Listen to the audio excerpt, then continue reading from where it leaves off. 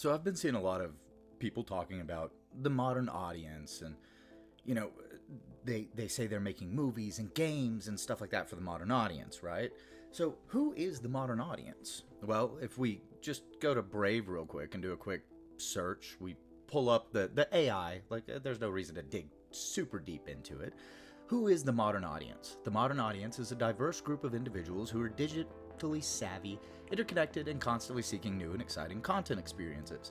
They span different age groups, backgrounds, and interests, and are characterized by their progressive values and beliefs. That's strange, because based on the things that I'm seeing, I don't know if we really are the people that they think that we are. Continuing, the characteristics of the modern audience. Diverse. The modern audience is a diverse group of individuals from different age groups, backgrounds, and interests. Digitally savvy. They're well versed in technology and use digital platforms to consume content and interact with each other. Progressive. And here we go again. Progressive. They hold progressive values and beliefs and are open to new ideas and perspectives. And sure, we're open to new ideas. We like seeing things that we love be morphed and changed, but what we don't like is having that message crammed down our throat all the time. And if we jump down here to examples, we've got younger generations, millennials and Gen Z individuals who are growing up in a digital age and are accustomed to consuming content on their devices. Sure. But then we also have LGBTQ plus community. Individuals who identify as part of the LGBTQ plus community are seeking representation and inclusivity in media and entertainment. And that's one of the things that I think we need to consider there. That's, the numbers previously were what, 2% of the population? And we know that those numbers have gone up now, and I haven't bothered to look at what they are, but we know that it's not 30%, maybe some that are identifying that way, but those numbers aren't as large as they're saying. So this modern audience, why are we catering to this small subset? And if you scroll down here a little bit, there's the myth of the modern audience from Medium. I'm not going to bother going into that, but my thing is, I don't think that the modern audience actually exists yet. Those of you who know me, I'm a fan of Kirsche the VTuber. If you haven't checked her out, I'm going to drop her links down in the description of this video. She's very based, very funny, very entertaining, and she covers a wide array of subjects, including being the person at the forefront of discovering Bridge, which is a company that's trying to get the diversity, equity, and inclusion stuff ingrained into every aspect of our lives. And I tend to think that that also includes our entertainment. I think that they are trying to force this into everything just so that we have no other alternatives. And when we have no other alternatives, then we'll presumably go along with what it is that they're trying to do. Once you have nothing else to consume, you will consume the slop. And I do just want to add that Kirsche is the first person that I've heard voice this opinion on the modern audience. I've had this thought for a long time, and actually hearing somebody else say it really, kind of solidified it and pushed me to go ahead and make this video. So thank you for that, Kirsche. If we look over here on Twitter, Grums posted, "Why did they have to flatten her butt?" This is the firecracker skin from Modern Warfare. And as you can see, we have clear curvature here, and they have cut that out. And while some may say this isn't that big of a deal, well, it's not until it is. We've seen the same thing going on with Pokemon and various other games. We've seen this with, if we go over here, right here. I mean, come on, we've all seen this. And this tweet, it's absolutely ridiculous. The discourse around video game women is so fucking cringe. Porn has genuinely rotted people's skulls to the point where every main female lead needs to be a half-naked Barbie, blah, blah, blah. Like, come on, that's not pretty. And I'm specifically pissed about what they're doing to the boss in the Metal Gear Snake Eater remake. And I just said, I'd rather look at something visually attractive than something visually repulsive. It isn't real life. It's art. Why not make it beautiful? Fuck feeling represented. I've never wanted to see myself in a character. I want to see the character. I want to like what I'm looking at. Why are they doing my girl like this? And why shouldn't we be upset? And then this guy here, perfect response. The funny part is over 95% of male characters are hot AF, and literally no one bats an eye. And they're over-sexualized AF. But average men don't care. They aspire to look that way. And women don't complain about it. As a gay, I definitely don't mind it. More eye candy for me. And he's right. Something's happening in making these games and things where they don't mind about the men as much as they mind about the women. And I said down here, I want my dudes looking ripped like badasses and my women to be feminine and sexy. I'm not wrong for wanting that, no matter what anybody says. You get it. And then this girl here. If the world would look so much different if girls did this back to y'all. You literally can't exist in movies, games, and public unless you have one specific body type and a face I personally find attractive. It's disgusting. But as we can see, you know, I don't look like them. And that's cool. Like I want them to be awesome. So back on this modern audience thing, right? There's something happening, and I think that, like I said, it's you must consume the slop.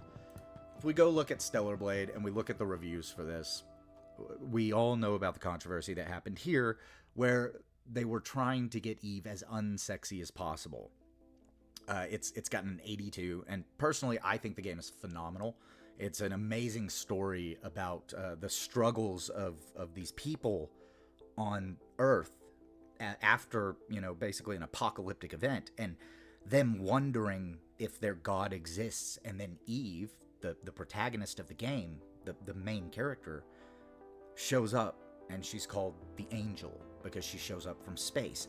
And it's about her going through and helping the people navigate this world that is, you know, destroyed, and her starting to question what are the truths and what actually happened here. And it's an amazing story. I highly recommend everybody play it if you haven't.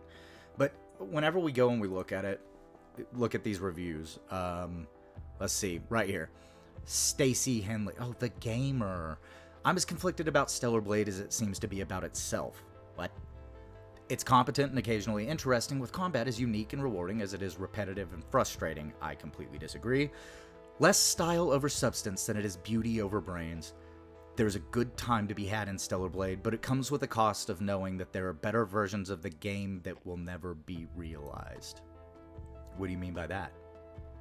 Oh, you mean you wanted some of the outfits and stuff censored more than there already was. Okay.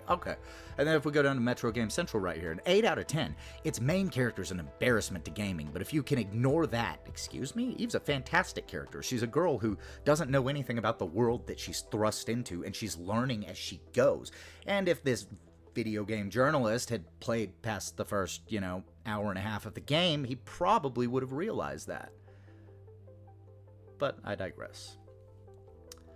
Suicide Squad, Kill the Justice League. The critic average is a 59%, with users being 18%. It's weak.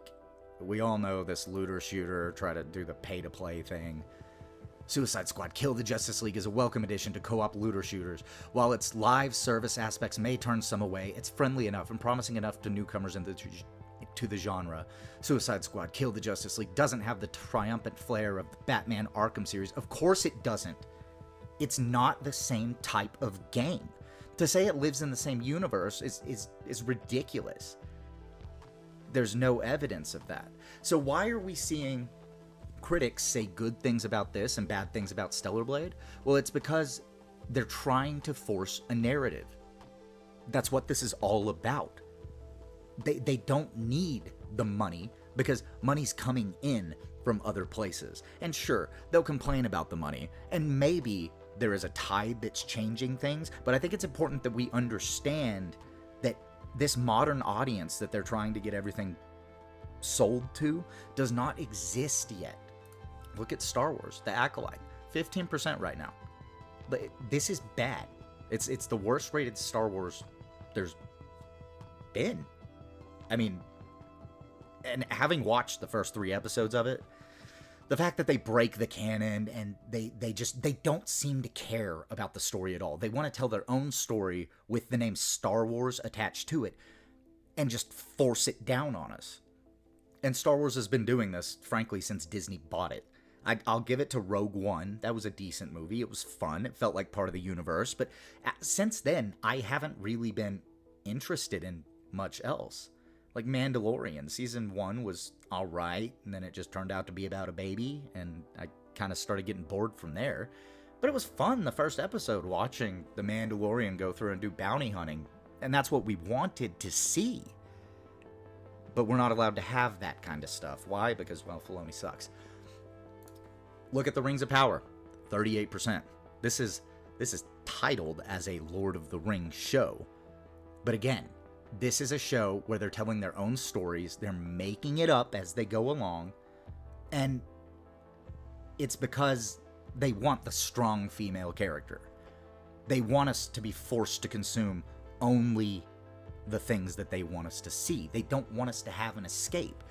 But if you go somewhere like House of the Dragon, you see they're trying to stay somewhat true to the story, and they're telling us this is a super diverse show where they're just telling a good story, and it's fun to watch. That's all we want. You can have your diversity, you can have all of these things, but again, with a lot of these companies, the point is force it on you so that you have no escape. And one of the reasons that I say that the money doesn't matter is if we jump over here and we just look at the top 3 institutional shareholders of Disney. They hold 67.49% of total outstanding shares as of March of this year. Who is it? Vanguard Group. 146.3 million shares of Disney. They control about 7.6 trillion in global assets under management. Wow. That's a lot. BlackRock, shareholder number 2 with 129 million shares of Disney, controls 9.09 trillion in assets under management globally, right? And then we go down. Who's number 3? State Street with 75.67 million shares of Disney and controls approximately 4.13 trillion in, again, this is global wealth. So if we look, what is the actual global wealth? That's $431 trillion. The 3 of those companies combined is around $20 trillion, which I believe brings them to about 5% of the global wealth. Disney is not worried about the money. They can continue to run because they're, and keep in mind, the other institutional shareholders are on the same level. These are just the top 3 that we've looked at. So, in closing, I think that it's important to realize that this small, 5%, say, audience that is the quote-unquote modern progressive audience that they're trying to push all this stuff out to, I don't think that's the modern audience. I think, as far as the definition goes, we are the modern audience because we are the audience of the modern day that is watching this stuff. But when they use the term modern audience, what they're wanting to do is give us no escape.